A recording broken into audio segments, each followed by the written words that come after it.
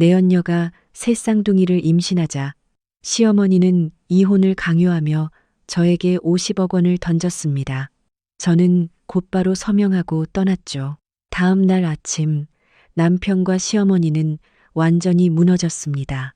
10년의 청춘을 바쳐 며느리 노릇을 했지만 결국 돌아온 것은 시어머니가 집어던진 50억 원과 남편의 내연녀가 가진 새 쌍둥이 초음파 사진이었습니다. 하지만 이 기막힌 역경 앞에서도 여자는 단 한 방울의 눈물도 흘리지 않은 채 여유롭게 돈을 챙겨 떠났고 배신자들에게 뼈아픈 대가를 치르게 하는 통쾌한 반격을 만들어냈습니다. 지금부터 그 상세한 이야기를 전해드리겠습니다. 대구의 늦은 오후 하늘은 유난히도 무겁고 고요했습니다. 저는 개인 집무실에 앉아 책상 위 스탠드 불빛에 의지한 채 건축 설계 프로젝트 서류를 검토하고 있었습니다. 저와 남편 민준이 맨손으로 시작해 일궈낸 건설회사가 성장하는 동안 저의 10년 청춘은 온전히 이 방 안에서 흘러갔습니다. 하지만 그날 집안의 공기는 사람을 오싹하게 만들 정도로 차가웠습니다. 갑자기 집무실 문이 거칠게 열리며 벽에 부딪히는 둔탁한 소리가 울렸습니다. 그날 시어머니인 최 여사가 위압적인 태도와 굳은 표정으로 들어섰고 그 뒤로는 서류 가방을 든 검은 정장 차림의 남자가 따르고 있었습니다. 한눈에 봐도 변호사라는 것을 알 수 있었습니다. 최 여사는 노크는커녕 평소 친척들에게 훈계하던 최소한의 예의조차 지키지 않았습니다. 그녀는 제 책상으로 곧장 다가와 서류 뭉치를 툭 던지며 빨리 읽고 서명이나 하라고 날카로운 목소리로 쏘아붙였습니다. 저는 침착하게 고개를 들어 그녀를 바라보며 맨 위의 서류를 가볍게 넘겼습니다. 그것은 남편 민준의 서명이 이미 적혀 있는 이혼 소송 소장이었습니다. 그 아래에는 개인 산부인과에서 발행한 초음파 사진이 첨부되어 있었습니다. 산모의 이름은 유진이라고 또렷하게 적혀 있었고 새 쌍둥이가 정상적으로 자라고 있다는 소견도 있었습니다. 유진은 1년 전 민준이 회사에 새로 채용한 새파랗게 젊은 비서였습니다. 저는 조금도 놀라지 않았습니다. 이 더러운 짓거리들을 이미 반년 전부터 조용히 파악하고 있었기 때문입니다. 최 여사는 제 얼굴을 손가락으로 가리키며 10년 동안 이 집에서 호의호식하면서도 열매 맺지 못하는 독사과 같은 존재라고 폭언을 퍼부었습니다.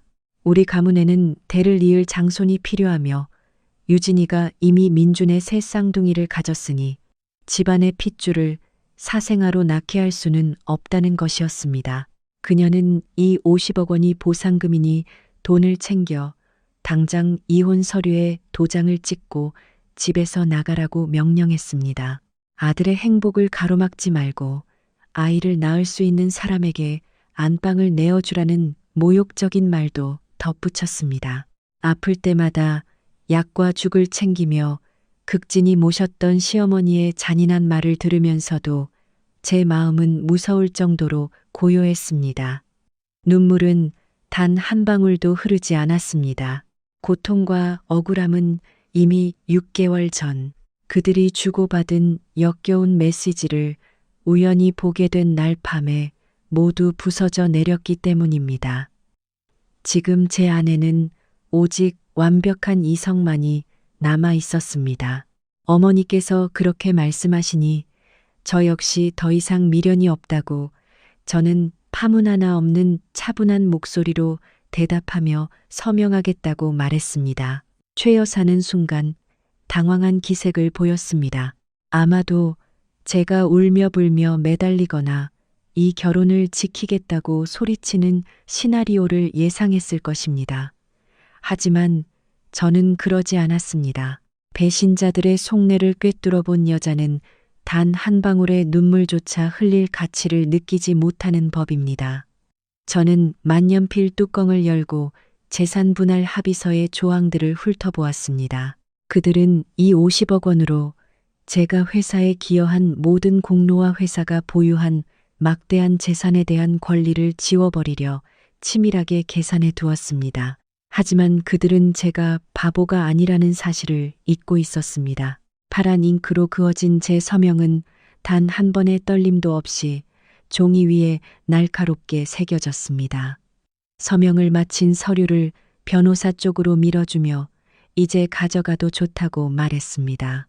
당황한 변호사가 주섬주섬 서류를 챙기는 사이 최 여사는 입꼬리를 올리며 득의양양하게 웃었습니다. 그녀는 두 손을 비비며 극도의 탐욕과 자만심에 찬 눈빛을 번뜩였습니다.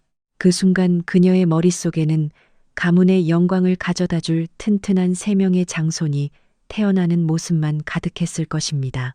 최 여사는 거만한 목소리로 1시간 안에 제 계좌로 돈이 입금될 것이라며 짐을 챙겨 오늘 밤 당장 나가라고 지시했습니다. 유진이 모자를 데려와 태교를 해야 하니 집안을 깨끗이 비워야 하고 연약한 새 쌍둥이에게 조금의 부정한 기운도 닿게 할 수 없다는 이유였습니다. 저는 자리에서 일어나 제가 직접 그린 설계 도면들과 결혼 전 제 명의로 된 개인자산 관련 서류들만 챙겼습니다. 2층 침실로 올라간 저는 오직 제 돈으로 산 옷가지들과 친정어머니가 남겨주신 기념 장신구 몇 점, 그리고 노트북 하나만 챙겼습니다. 민준이 자신의 외도를 숨기기 위해 기념일마다 사주었던 명품 가방과 비싼 옷들은 모두 그 자리에 버려두었습니다. 작은 캐리어를 끌고 계단을 내려오자 거실 아래에서 팔을 짱짱하게 낀 채 기다리는 최 여사의 모습이 보였습니다. 저는 현관문을 나서기 전 마지막 인사로 어머니와 민준 씨가 앞으로 이 선택과 함께 평안히 살기를 바란다고 말했습니다. 최 여사는 코웃음을 치며 우리 가족은 당연히 행복할 테니 너나 그 50억 원을 끌어안고 평생 외롭게 살다 죽으라며 아이 못 낳는 여자는 쓸모가 없다는 모욕을 등 뒤로 던졌습니다. 저는 뒤돌아보지 않았습니다. 고급 주택의 무거운 철문이 등 뒤로 닫히는 순간 밤바람이 머리칼을 스치며 기묘한 해방감을 안겨주었습니다. 10년의 청춘과 헌신이 비록 늦었지만 그 무엇보다 가치 있는 완벽한 자유로 바뀌는 순간이었습니다. 고급 주택 단지를 빠져나온 택시 안에서 제 휴대전화가 울렸습니다. 50억 원이 제 계좌로 무사히 입금되었다는 알림이었습니다. 저는 즉시 그 돈을 아주 오래전부터 비밀리에 만들어둔 기존 거래 내역과 전혀 연관없는 다른 은행의 안전계좌로 전액 이체했습니다. 택시 기사가 목적지를 묻자 저는 대구국제공항으로 가달라고 담담히 답했습니다. 창문을 열어 밤바람을 맞으며 저는 10년 넘게 사용해온 휴대전화 유심칩을 빼냈습니다. 가족이라 불렀던 사람들의 문자와 전화는 이제 과거의 쓰레기일 뿐이었습니다. 저는 공항 로비 앞 쓰레기통에 유심칩을 둥글게 말아 던져 넣었습니다. 이 순간을 기점으로 저는 최 여사 모자의 인생에서 완벽하게 증발했습니다. 심야 비행기는 저를 고향에서 멀리 데려갔습니다. 저의 목적지는 푸른 바다가 펼쳐진 제주도였습니다. 반년 전 민준의 기만을 눈치챈 직후 저는 제 개인 저축과 투자 수익을 모아 애월의 바다가 보이는 최고급 아파트를 비밀리에 매입해 두었습니다. 구석구석 제 손으로 설계하고 가구를 채워 넣은 진정한 저만의 보금자리이자 다친 마음을 달래고 새로운 삶을 계획할 완벽한 은신처였습니다. 비행기가 제주도에 착륙했을 때는 이미 늦은 밤이었습니다. 바다 내음을 머금은 공기가 무척이나 달콤했습니다. 택시를 타고 집에 도착해 문을 열자 은은한 노란 조명이 켜지며 정돈된 거실과 익숙한 레몬그라스 향이 저를 반겼습니다. 푹신한 소파에 몸을 뉘고 눈을 감았습니다. 시어머니의 잔소리도 배신한 남편의 거짓말도 더 이상 들리지 않았습니다. 그날 밤 저는 지난 10년 중 가장 평온하고 깊은 잠에 빠져들었습니다. 통유리창 너머로 쏟아지는 제주의 아침 햇살이 저를 깨웠습니다. 카모마일 티를 한 잔 우려내어 백사장을 부드럽게 적시는 파도를 바라보았습니다. 진정한 새 삶의 시작이었습니다. 동시에 제가 신입 시절부터 발탁해 키워온 충직한 비서 지훈과 비밀리에 연락을 주고받던 암호화된 이메일을 통해 대구에 남겨진 회사의 아수라장 같은 상황이 실시간으로 보고되고 있었습니다. 지훈은 제 헌신을 누구보다 잘 알았고 민준의 난잡한 행태에 깊은 분노를 품고 있던 동생 같은 존재였습니다. 지훈의 보고에 따르면 그날 아침 사장실의 풍경은 눈앞에 그려질 듯 생생했습니다. 의기양양하게 출근한 민준은 내연녀에게 사줄 외제차와 보석 대금으로 회사의 비자금 계좌에서 20억 원을 이체하려던 참이었습니다. 하지만 재무 담당자가 송금 버튼을 누르는 순간 시스템에 오류창이 떴습니다. 지훈이 급히 사장실 문을 두드리고 뛰어 들어가며 큰일이 났다고 소리쳤습니다. 타인 명의로 숨겨둔 비밀 계좌를 포함해 민준의 모든 은행 계좌가 법원의 명령으로 동결되었다는 소식이었습니다. 민준은 테이블 위에 커피를 엎지르며 벌떡 일어나 누가 감히 내 계좌를 동결하느냐고 소리쳤습니다. 지훈은 서연 사모님이 공동재산 보전을 위한 가압류를 신청했으며 혼인 기간 중 재산을 은닉하려 한 구체적인 증거까지 법원에 제출했다는 통지서를 내밀었습니다. 게다가 그날 아침 이사회 임원들의 책상 위에는 민준이 공금을 횡령하고 배임한 비리 내역이 담긴 익명의 고발장까지 놓여 있었습니다. 그 말을 들은 민준의 얼굴은 하얗게 질렸습니다. 손발이 풀리고 극도의 공포와 억울함이 뇌리를 강타하자 그는 의미 없는 욕설을 내뱉으며 책상 위에 유리 재떨이를 집어던져 산산조각을 냈습니다. 그는 즉시 어머니 최 여사에게 전화를 걸었습니다. 집에서 느긋하게 인터넷으로 손주들의 최고급 요람을 고르던 최 여사는 아들의 다급한 전화를 받았습니다. 자금이 전부 묶이고 사장 자리마저 위태롭다는 청천벽력 같은 소식에 그녀는 너무 놀라 휴대전화를 바닥에 떨어뜨렸습니다. 탐욕스러운 노파의 혈압이 치솟았고 그녀는 가슴을 움켜쥔 채 숨을 헐떡이다가 어젯밤 저를 호통치며 쫓아냈던 바로 그 화려한 거실 한가운데서 의식을 잃고 쓰러졌습니다. 지훈의 이메일을 읽으며 저는 그저 옅은 미소를 지었습니다. 악독한 복수를 마친 통쾌함 같은 것은 없었습니다. 저는 단지 정당한 법의 테두리 안에서 제 피땀 어린 권리를 되찾고 공정을 실현했을 뿐입니다. 인과응보는 언제나 존재하는 법, 뿌린 대로 거두는 것입니다. 저는 책상에 앉아 노트북을 켰습니다.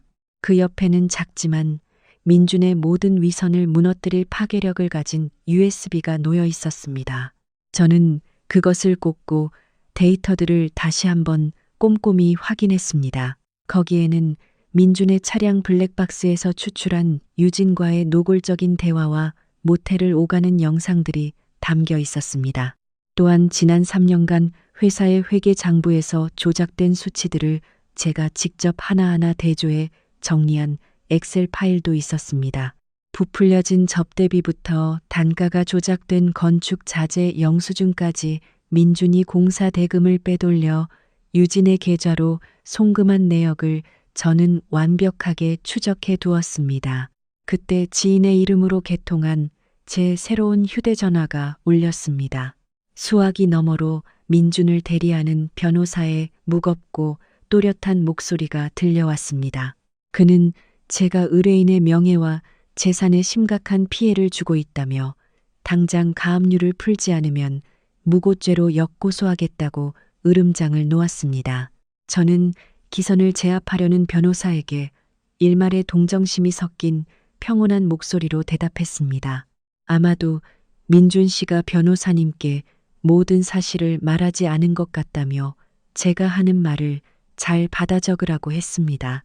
저는 회사 계좌에서 유진의 개인 계좌로 흘러간 자금의 은행 거래 내역을 모두 쥐고 있으며 유진의 명의로 된 30억 원짜리 고급 아파트의 실제 결제자가 민준이라는 증거도 있다고 말했습니다.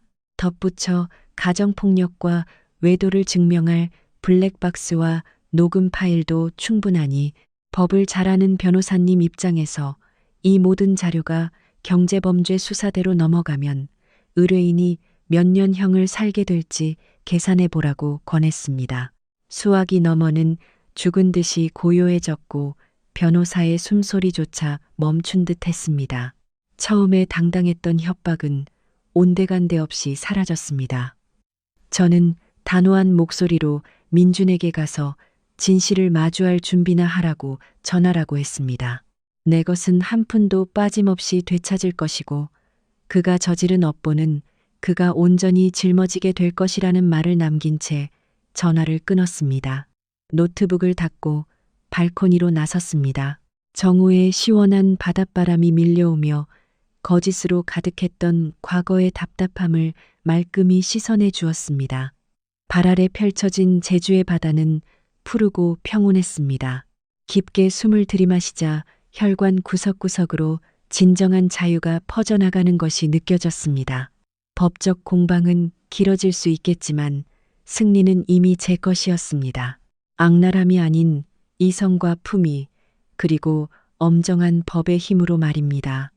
제주도에서의 생활은 대구에서의 숨 막히던 나날들과는 완전히 다른 리듬을 선사했습니다. 아침 해가 수평선을 붉게 물들일 때쯤 일어나 동네의 작은 해산물 시장을 산책하며 소박한 상인들의 활기에 섞여들었습니다. 싱싱한 오징어와 푸른 채소를 사와 담백한 점심을 직접 준비했습니다. 파도 소리가 잔잔히 울려 퍼지는 햇살 가득한 거실에서 누리는 이 고요함은 지난 10년 동안 최 여사의 집에서는 상상조차 할 수 없던 사치였습니다. 제 시간에 귀가한 적 없는 남편을 기다리며 차갑게 식어가던 저녁 밥상을 떠올릴 때면 미련 없이 손을 놓아버린 제 결정이 얼마나 옳은 것이었는지 다시금 깨달았습니다. 제가 여유롭게 연꽃차를 우리며 마음을 달래고 있을 때 지훈은 보안 메신저를 통해 대구 본사의 쑥대밭이 된 상황을 실시간으로 중계해주고 있었습니다. 지훈의 긴 메시지에는 궁지에 몰린 민준의 비참한 몰골이 상세히 묘사되어 있었습니다. 법원의 가압류 통보를 받은 순간부터 민준은 덫에 걸린 들짐승처럼 날뛰었습니다. 아는 변호사들과 은행권 인맥들에게 미친 듯이 전화를 돌리며 도움을 청했지만 모두가 약속이나 한 듯 고개를 가로저었습니다. 명백한 증거에 기반한 법원의 명령과 얽힌 액수가 너무 커서 아무도 불법을 감수하며 개입하려 하지 않았습니다. 하지만 민준의 비극은 자금 동결에서 끝나지 않았습니다. 사무실에서 머리를 쥐어뜯고 있던 그의 휴대전화가 미친 듯이 울려댔습니다. 발신자는 다름 아닌 유진이었습니다. 민준이 끔찍이도 아끼던 그 어린 내연녀는 이제 수천 근의 짐 덩어리가 되어 있었습니다. 새 쌍둥이를 임신해 호르몬 변화로 극도로 예민해진 그녀는 복통이 찌릿찌릿하고 숨쉬기 힘들다며 복도 끝까지 들릴 정도로 앙칼지게 울부짖었습니다. 그녀는 당장 지역 최고의 대학병원 VIP실로 자신을 입원시켜 달라고 떼를 썼습니다. 새 쌍둥이 임신은 고위험군이니 국내 최고의 전문 의료진이 밤낮으로 대기해야 하고 가문의 장손들을 지키려면 5성급 호텔 수준의 특실이 아니면 안 된다는 억지 논리였습니다. 돈으로 여자의 환심을 사는 것에 익숙했던 민주는 우선 짐을 챙겨 병원으로 가면 자기가 카드를 들고 가 당장 결제해 주겠다고 달콤한 말로 어르고 달랬습니다. 전화를 끄는 민주는 쏜살같이 회사를 빠져나와 유진이 말한 대학병원으로 향했습니다. 고급스러운 원무과 창구 앞에 선 민주는 위풍당당하게 한도 무제한의 VIP 신용카드를 내밀며 수천만 원에 달하는 특실 보증금을 결제하려 했습니다. 그러나 직원은 단말기를 몇 번 조작하더니 난처한 표정으로 카드가 한도 초과 및 거래 정지 상태라고 안내했습니다. 자신의 귀를 의심한 민주는 짜증을 내며 다른 은행의 카드 3장을 연달아 꺼냈지만 결과는 직원의 안타까운 고갯짓뿐이었습니다. 그의 개인 계좌, 신용카드, 심지어 가족카드까지 모든 금융자산이 이혼 소송 및 횡령 조사 보전을 위해 은행 시스템에서 완벽하게 차단되어 있었습니다. 북적이는 병원 로비 한가운데서 얼굴이 불그락부르락해진 채 망석중이 된 민준을 보자 곁에 있던 유진은 바닥에 주저앉아 통곡하기 시작했습니다. 민준이 자신을 속였고 자기와 아이들에게 돈 쓰기를 아까워한다며 고래고래 소리를 질렀습니다. 주변 사람들의 호기심 어린 시선이 집중되자 민준은 수치심에 유진을 서둘러 차로 끌고 갈 수밖에 없었습니다. 엎친 데 덮친 격으로 유진을 고급 아파트에 데려다주고 달래려던 찰나 회사 재무팀장으로부터 다급한 전화가 걸려왔습니다. 외부 회계감사팀이 예고도 없이 사무실에 들이닥쳐 최근 3년간의 모든 재무장부와 입출금 내역을 전면 감사하겠다고 통보했다는 것입니다. 이것은 제가 그 집을 떠나기 전 치밀하게 준비해 보냈던 익명의 고발장과 증거 자료들이 만들어낸 결과였습니다. 감사팀은 재무팀의 모든 컴퓨터와 서류함을 봉쇄하고 책임자인 민준의 즉각적인 출석을 요구했습니다. 청천벽력 같은 소식에 민준은 발악하는 유진을 아파트에 내버려 둔 채 병원비 미납보다 훨씬 더 거대한 재앙을 막기 위해 회사로 차를 돌려야 했습니다. 카드는 정지되고 회사는 강도 높은 감사를 받는 벼랑 끝 상황에서 민준은 땡전 한 푼 빌릴 곳이 없었습니다. 평소 고급 술집을 전전하며 호영호재하던 사업 파트너들은 회사가 위태롭다는 소문에 하나같이 전화를 끄고 잠수를 탔습니다. 막다른 골목에 다다른 민준이 동아줄처럼 매달릴 곳은 어머니 최 여사뿐이었습니다. 오냐오냐 자란 아들들에게 어머니란 언제나 마지막 구명조끼니까요. 이 무렵 최 여사는 아침에 갑작스럽게 쓰러진 뒤 의식을 되찾아 으리으리한 거실 소파에 누워 가사도우미의 마사지를 받고 있었습니다. 땀범벅이 된 채 옷깃이 흐트러진 몰골로 집안에 뛰어들어오는 아들을 보자 그녀는 벌떡 일어났습니다. 민주는 어머니 곁에 무릎을 꿇고 손을 부여잡은 채 처절하게 눈물을 쏟았습니다. 독한 며느리가 돈줄을 다 끊어버려 유진을 특실에 입원시킬 돈조차 없다고 하소연하며 가문의 귀한 새 쌍둥이가 최악의 의료 환경 때문에 위험에 처했다고 거짓을 보탰습니다. 그리고 제발 어머니의 노후 자금을 깨서 가문의 핏줄을 살려달라고 애원했습니다. 남아 선호 사상이 뼈에 사무친 데다 손주에 대한 맹목적인 집착을 가진 최 여사는 새 쌍둥이의 안위가 달렸다는 말에 몸의 피로도 잊고 일어났습니다. 그녀는 도우미를 시켜 금고 깊숙한 곳에 보관해둔 2억 원짜리 정기 예금 통장을 꺼내오게 했습니다. 그것은 고향의 선산 땅을 판 돈과 민준이 오랫동안 준 용돈을 모아둔 알토란 같은 돈이었습니다. 최 여사는 옷을 갈아입고 급히 택시를 잡아 시내에서 가장 큰 은행 본점으로 향했습니다. 그저 이 돈을 뽑아 아들을 무시하는 자들의 얼굴에 집어 던지고 귀한 손주들을 모셔오겠다는 일념뿐이었습니다. 은행에 도착한 최 여사는 VIP 창구로 새치기에 들어가 원금 2억 원과 이자 전액을 현금으로 인출해 달라고 요구했습니다. 신분증과 통장을 대조하고 컴퓨터에 비밀번호를 입력하던 여직원은 갑자기 동작을 멈췄습니다. 화면을 여러 번 확인하며 미간을 찌푸린 직원은 매우 당혹스러운 눈빛으로 최 여사를 바라보았습니다. 어르신, 죄송하지만 이 계좌의 금액은 현재 시스템상 출금이 불가능하게 묶여 있습니다. 직원의 조심스러운 설명에 최 여사는 유리 테이블을 3개 내리쳤습니다. 내 이름으로 된 통장과 내 신분증이 여기 있는데 왜 돈을 못 주느냐며 고객 돈을 떼먹을 작정이냐고 고래고래 소리를 질렀습니다. 여직원은 손을 내저으며 진정시켰습니다. 그런 게 아닙니다. 작년 연말에 고객님 계좌에 최고 등급의 보이스피싱 등 전자금융 사기 예방 서비스가 등록되었습니다. 이 보안 규정에 따라 거액을 해지하고 출금하시려면 3가지 엄격한 본인 인증을 거치셔야 합니다. 첫째, 등록된 지정 번호로 일회용 인증 번호를 받으셔야 하고요. 둘째, 최초 등록된 기기를 통한 안면 생체 인식이 필요합니다.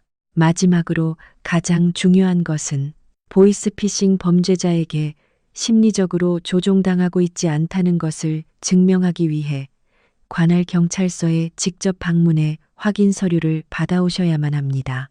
그 말을 듣는 순간 최 여사의 입은 떡 벌어졌습니다. 그녀의 기억은 1년 전으로 거슬러 올라갔습니다. 당시 그녀는 자신이 마약 조직에 연루되었다며 송금을 요구하는 가짜 경찰의 전화를 연달아 받고 극도의 공포에 질려 있었습니다. 그때 그 사태를 수습하고 나선 사람이 바로 평소 자신이 그렇게 구박하던 며느리 저였습니다.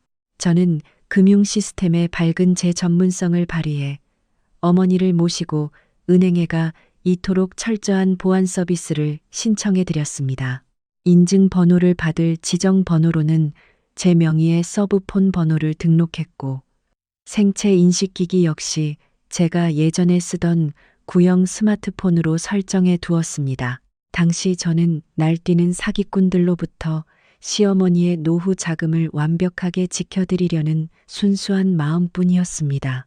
절차가 번거롭지만 돈은 절대적으로 안전할 것이라고 설명하자 그녀는 고개를 끄덕이며 제 꼼꼼함을 칭찬했었습니다.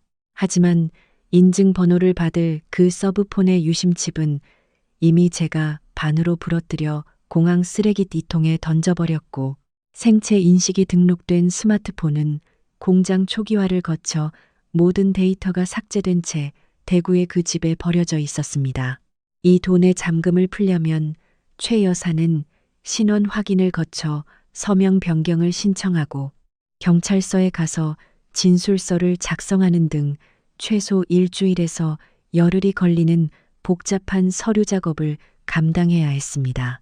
이토록 잔인한 현실이 뒤통수를 후려치자 최 여사는 눈앞이 아득해졌습니다.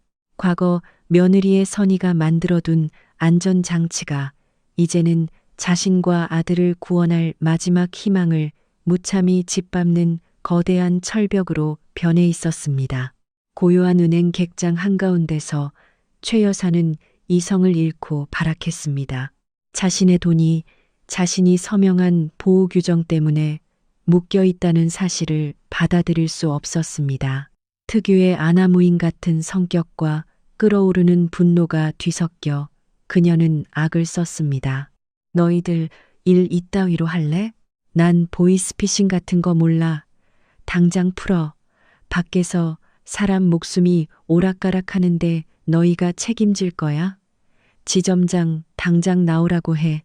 그녀의 비명에 청원경찰과 모든 고객의 시선이 집중되었습니다. 급히 달려온 객장 매니저는 정중하지만 단호하게 과거 최 여사가 직접 서명한 계약서 조항을 다시 읽어주었습니다.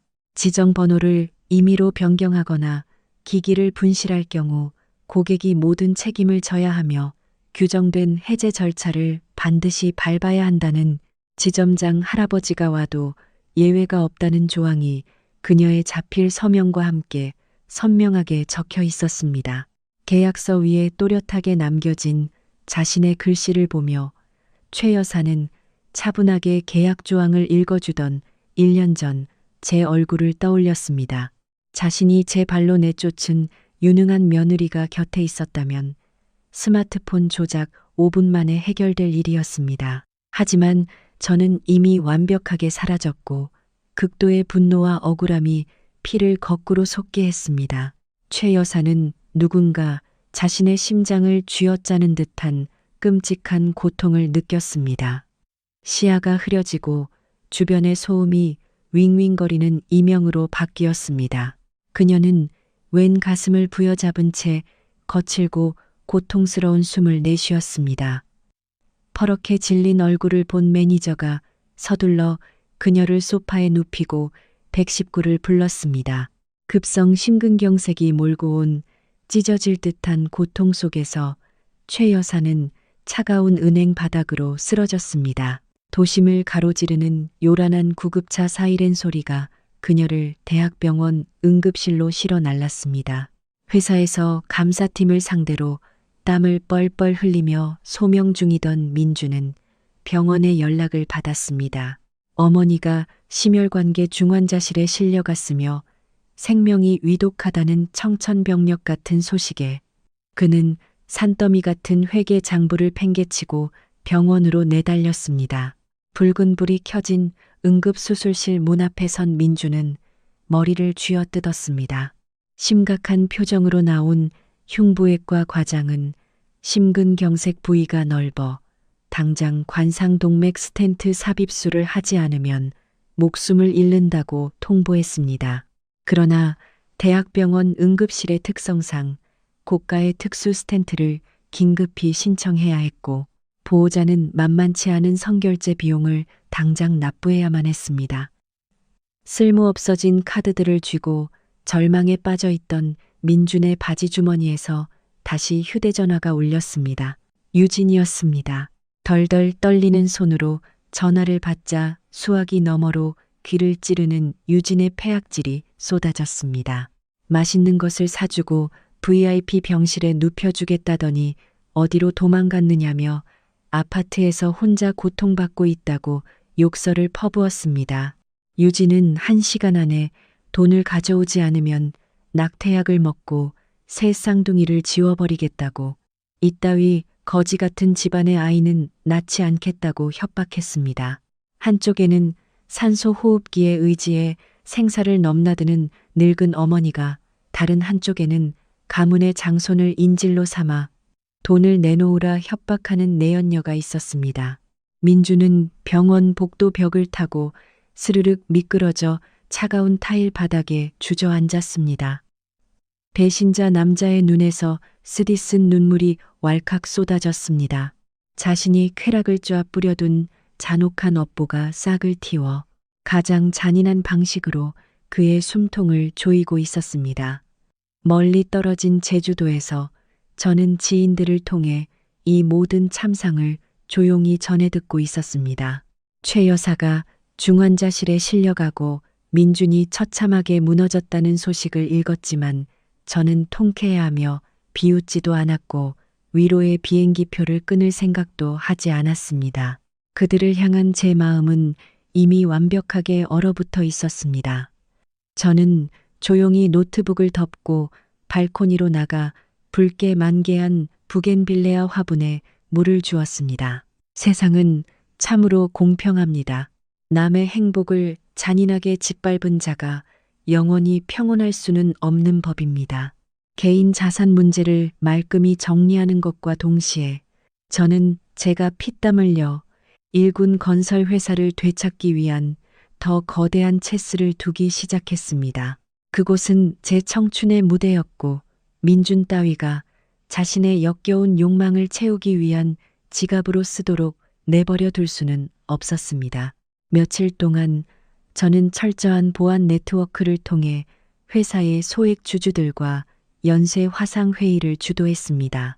이들은 대부분 시아버지의 오랜 전우이거나 회사 창립 초기부터 뜻을 함께했던 든든한 어르신들이었습니다.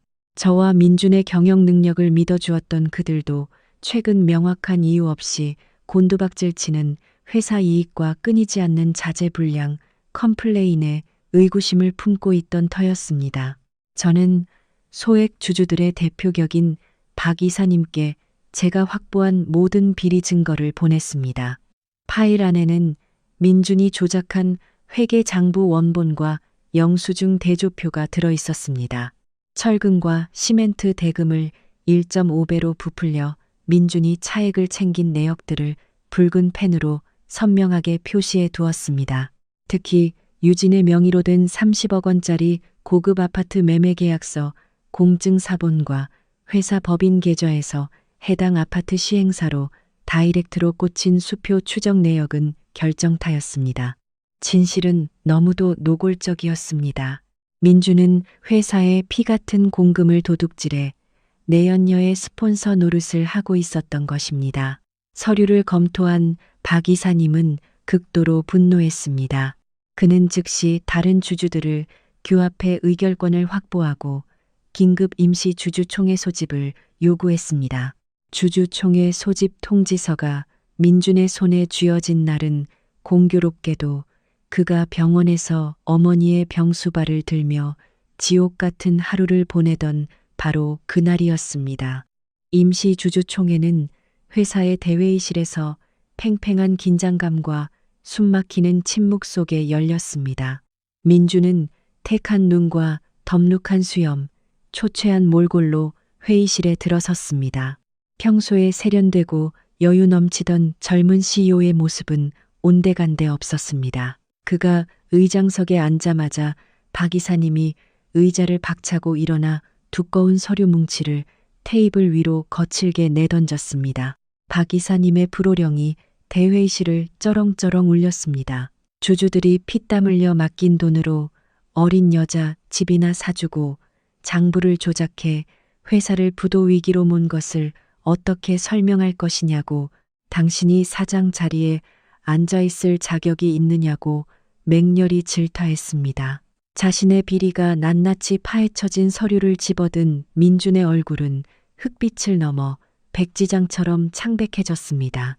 그는 회계팀의 실수라느니 개인적인 급한 일로 잠시 빌린 것이고 곧 채워넣을 것이라느니 하며 혀가 꼬인 채 구차한 변명을 늘어놓으려 했습니다. 하지만 그 나약한 변명은 분노한 주주들의 고함에 순식간에 묻혀버렸습니다. 주주들은 그를 즉각 사법당국에 고발해야 한다고 목소리를 높였습니다. 표결은 신속하고 무자비했습니다. 압도적인 찬성표로 민준의 대표이사 해임안이 그 자리에서 통과되었습니다. 회사의 경영권은 비상대책위원장을 맡은 박 이사님에게 넘어갔고 그는 즉시 사법기관과 공조해 민준의 재무 비리를 샅샅이 파헤치겠다고 선언했습니다. 민준은 법인카드, 회사 차량, 직인 등 모든 권한을 박탈당했고 출국 금지 조치까지 내려졌습니다. 구름 위에서 비를 내리게 하던 오만한 사장님은 단 며칠 만에 명예와 재산, 권력을 모두 잃은 빈털터리 신세로 전락했습니다. 보안 요원들에게 이끌려 회사 건물 밖으로 쫓겨난 민주는 강렬한 햇빛이 내리쬐는 대구의 아스팔트 위를 비틀거리며 걸었습니다. 하늘은 시리도록 푸르렀지만 민준의 눈에 비친 세상은 완벽한 잿빛 절망이었습니다. 민준이 공금 횡령으로 쫓겨났다는 소문은 마른 풀에 떨어진 불씨처럼 지역 건설업계에 순식간에 퍼져나갔습니다.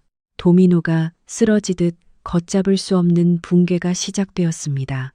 회사에 대출을 내주었던 은행들은 즉시 회사를 고위험군으로 분류하고 대출금 조기 상환을 압박하는 내용 증명을 날렸습니다. 대형 철강 대리점부터 동네의 작은 모래 공급업체까지 수개월째 대금을 받지 못한 채권단이 회사 정문으로 벌떼처럼 몰려들어 현수막을 걸고 결제를 독촉했습니다. 자재 공급이 끊기고 임금을 받지 못한 인부들이 파업에 돌입하면서 시공 중이던 모든 현장은 올스톱 되었습니다. 제가 10년 동안 정성껏 쌓아올린 건설 왕국은 민준의 더러운 손에 의해 수백억 원의 빚더미를 아는 파산 직전의 폐허로 변해버렸습니다. 이 아수라장 속에서 경찰청 지능범죄수사대가 제가 남긴 완벽한 고발장과 회계 감사 결과를 바탕으로 본격적인 수사에 착수했습니다. 하늘이 잔뜩 찌푸린 어느 날 아침, 빚쟁이들을 피해 시외곽의 허름한 모텔에 숨어 지내던 민준의 방문에 거칠고 둔탁한 노크 소리가 울렸습니다. 화들짝 놀란 민준이 숨을 죽이고 문틈으로 밖을 내다보았습니다. 정복을 입은 경찰관들이 서 있었습니다. 더 이상 도망칠 곳이 없음을 깨달은 그는 사시나무 떨듯 떨며 문을 열었습니다. 수사관은 특정 경제 범죄 가중 처벌 등에 관한 법률상 업무상 횡령 및 배임 혐의로 발부된 체포영장을 크고 차가운 목소리로 읽어 내려갔습니다. 습기 찬 모텔 방을 채우는 그 건조한 음성은 배신자의 인생에 내려진 최종 선고나 다름없었습니다. 차갑고 묵직한 은빛 수갑이 민준의 양 손목에 철컥하고 채워졌습니다. 고개를 푹 숙인 그는 단 한마디도 웅얼거리지 못했습니다. 다리가 풀려 비틀거리는 그를 양옆에서 부축한 경찰관들이 경광등을 번쩍이는 호송차로 그를 밀어 넣었습니다. 한때 잘 나가던 젊은 사장이 수갑을 찬 채 연행되는 모습은 호기심 많은 구경꾼들의 스마트폰에 찍혀 지역 SNS를 타고 광속으로 퍼져나갔습니다. 제주도 거실 소파에 앉아 저는 휴대전화 화면 속 짧은 동영상을 조용히 지켜보았습니다. 눈물도 나지 않았고 승리의 미소도 지어지지 않았습니다. 저는 차를 한 잔 내어 마셨습니다. 맑고 깨끗한 향기가 머릿속의 복잡한 상념들을 부드럽게 씻어내 주었습니다. 10년 전 민준과 저는 맨주먹으로 시작해 함께 꿈을 키웠습니다. 하지만 끓어오르는 탐욕과 성욕은 그의 눈을 멀게 했고 인간이 지켜야 할 최소한의 도리마저 저버리게 만들었습니다. 오늘 그에게 내려진 법의 심판은 그가 마땅히 치러야 할 필연적인 대가일 뿐이었습니다. 찻잔을 들어 한 모금 머금자 혀끝에 감도는 쌉싸름한 맛이 목구멍을 넘어가며 깊은 단맛으로 남았습니다. 고통스러웠던 제 인생의 한 챕터가 완벽하게 닫히는 순간이었습니다. 이제 저는 법이 남은 절차를 마무리해 제 정당한 재산들을 지켜주기를 기다리며 새로운 삶을 비추는 따스한 햇살을 향해 걸어 나가기만 하면 되었습니다. 4월에 접어든 제주도는 한여름에 찌는 듯한 땡볕과는 달리 몹시도 부드럽고 평화로운 아름다움을 품고 있었습니다. 오후 늦게 오랜 파트너의 소규모 생태 휴양지 프로젝트 스케치를 마친 저는 스스로에게 여유로운 저녁 시간을 선물하기로 했습니다. 신발을 벗고 애월의 얕은 바닷가를 거닐며 발등을 간지리는 파도를 느꼈습니다. 짭조름한 바다 내음과 시원한 바람이 뇌리에 남은 마지막 먼지까지 모두 날려버리는 듯 했습니다. 10년간 시댁에서 겪었던 며느리로서의 족쇄는 이제 다행히도 일찍 깨어난 길고 어두운 악몽에 불과했습니다. 포근한 아파트로 돌아온 저는 소박하지만 정갈한 저녁을 준비했습니다. 시원한 조개, 된장찌개와 고향의 맛이 밴 갈치조림, 그리고 김이 모락모락 나는 흰쌀밥이었습니다. 작은 스피커에서 흘러나오는 잔잔한 연주곡만이 공간을 채웠습니다. 귀가하지 않는 남편을 기다리며 차갑게 굳어가던 밥상, 그리고 시어머니의 멸시 어린 시선과 독설은 흔적도 없이 사라졌습니다. 이 자유를 얻기 위해 10년의 청춘과 숱한 눈물을 바쳐야 했지만 그것은 충분히 그럴 만한 가치가 있는 거래였습니다. 설거지를 정리하던 중 정적을 깨고 휴대전화가 울렸습니다. 화면에는 대구 지역 번호로 시작되는 낯선 번호가 떠 있었습니다. 단순한 스팸 전화가 아니라는 직감이 뒷덜미를 스쳤습니다. 물기를 닦고 전화를 귀에 가져다 댔습니다. 수화기 너머로는 거친 숨소리와 규칙적인 심장 모니터링 기계음이 뒤섞여 들려왔습니다. 서연아, 제발 우리 집안 좀 살려다오. 갈라지고 힘없고 덜덜 떨리는 목소리였습니다. 병마에 시달려 음색이 많이 변했지만 한때 호령하며 불호령을 내리던 그 오만한 여자, 50억 원짜리 이혼 합의서를 제 얼굴에 내던지며 온갖 모욕을 퍼부었던 최 여사의 목소리임을 단번에 알 수 있었습니다. 그토록 기세등등했던 그녀가 이제는 처참한 목소리로 저를 부르고 있었습니다. 하지만 제 마음에는 일말의 동정심도 잃지 않았습니다. 오직 차갑고 투명한 이성만이 자리 잡고 있었습니다. 저는 사람을 잘못 보셨다며 단호하고 분명한 어조로 대답했습니다. 민준 씨와 저는 이미 법적으로 남남이며 제가 어머니라고 불릴 이유도 없다고 선을 그었습니다. 최 여사는 수화기 너머로 서럽게 오열했습니다. 그녀의 처절한 울음소리도 지난 10년 동안 제 영혼에 새겨놓은 깊은 상처들을 지워낼 수는 없었습니다. 그녀는 숨을 헐떡이며 자신들의 비참한 처지를 줄줄이 늘어놓았습니다. 아들은 감옥에 갔고 회사는 부도났으며 모든 재산은 동결되었습니다. 자신은 사경을 헤매다 겨우 깨어났지만 엄청난 병원비가 밀려 있었습니다. 하지만 그녀를 가장 미치게 만든 것은 바로 유진이었습니다. 민준의 새 쌍둥이를 품고 있던 그 어린 내연녀에게 심각한 조산 기운이 찾아왔다는 것입니다. 병원에서는 수술실을 잡고 새 아이를 살릴 인큐베이터를 준비하려면 당장 엄청난 금액의 보증금을 예치해야 한다고 통보했습니다.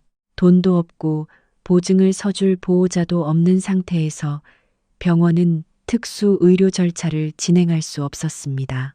지푸라기라도 잡는 심정으로 최 여사는 더듬더듬 애원했습니다. 자신이 눈이 멀어 굴러들어온 복을 차고 꼬리 9 달린 여우를 집에 들인 것을 뼈저리게 후회한다고 했습니다. 아들은 감옥에 있고 자신은 병상에 누워 있는데 저 유진이라는 여자가 배가 아프다며 수술을 시켜달라고 병실에서 악을 쓰고 있다는 것이었습니다. 유진이 잘못되면 가문의 소중한 새 핏줄도 죽게 되니 10년 부부의 정을 생각해서라도 한때 시어머니였던 자신을 불쌍히 여겨서라도 제발 돈을 빌려달라고 애걸복걸했습니다. 나중에 집과 땅을 모두 팔아 2배로 갚겠다는 허망한 약속과 함께 저는 그 비참한 국어를 묵묵히 들었습니다. 인과응보의 그림자가 너무나도 선명하고 잔혹하게 그들을 덮치고 있었습니다. 스스로 뿌린 악의 씨앗이 맺은 맹독성 열매를 그들 스스로 삼키고 있는 중이었습니다. 발코니로 나가 화려한 네온사인과 바쁘게 오가는 차량들이 만들어내는 평화로운 제주의 야경을 내려다보았습니다. 대구의 그 병실에서 벌어지고 있을 생지옥과는 너무도 대비되는 풍경이었습니다. 저는 최 여사의 그 가증스러운 떨림을 단칼에 베어냈습니다. 변호사를 대동하고 제 사무실로 쳐들어왔던 그날 오후를 기억하느냐고 물었습니다. 초음파 사진을 책상에 내던지며 저를 독사과라 부르고 10년 동안 애도 못 낳았으니 아이 낳을 사람에게 안방을 내어주라던 그 당당함은 어디 갔느냐고 되물었습니다.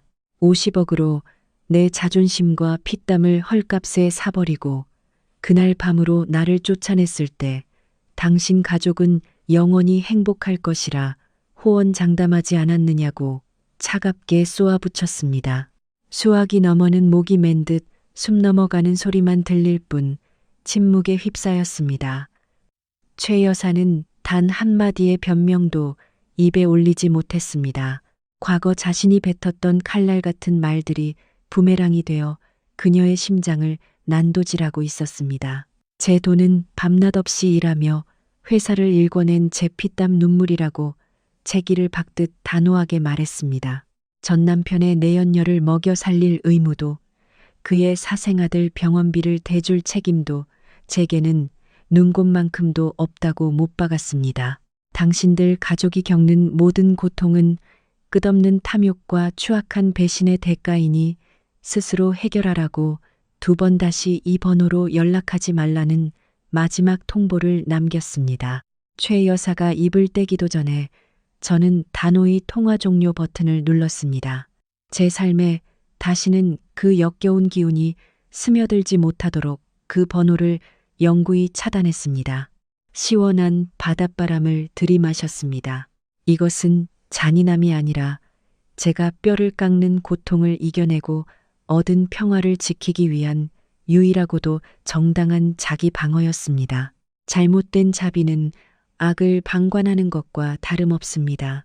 거짓과 기만으로 점철된 그들과의 모든 지련을 쓰레기통에 던져버린 저는 그날 밤 세상에서 가장 달콤하고 평온한 잠에 빠져들었습니다. 다음 날 아침 바다가 보이는 카페에 앉아 습관처럼 달지 않은 아이스 아메리카노를 마시고 있을 때 전 비서 지훈으로부터 장문의 메시지가 도착했습니다. 고향에 남아 그들의 몰락을 예의주시하던 그는 대구의 대학병원에서 벌어진 탐욕스러운 자들의 끔찍한 자중질환을 생생하게 묘사해 보냈습니다. 어젯밤 저에게 철저히 외면당한 최 여사는 극도의 절망감에 빠져 심혈관계 병동 침상에서 베개를 적시며 밤을 지새웠습니다. 그러나 병실의 고요는 오래가지 않았습니다.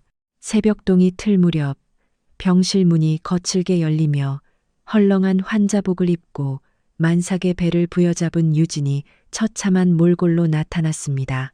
헝클어진 머리에 핏기 없는 얼굴을 한 그녀의 눈에는 지독한 분노와 절망만이 이글거리고 있었습니다.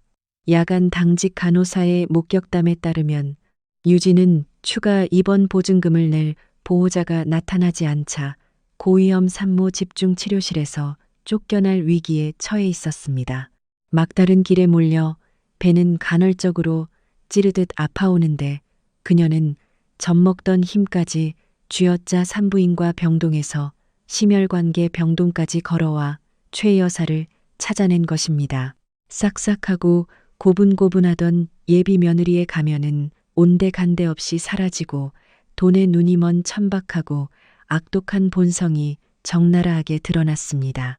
유진은 많은 사람이 누워있는 다인실 병실 한가운데서 손을 허리에 얹고 삿대질을 해대며 고래고래 소리를 질렀습니다.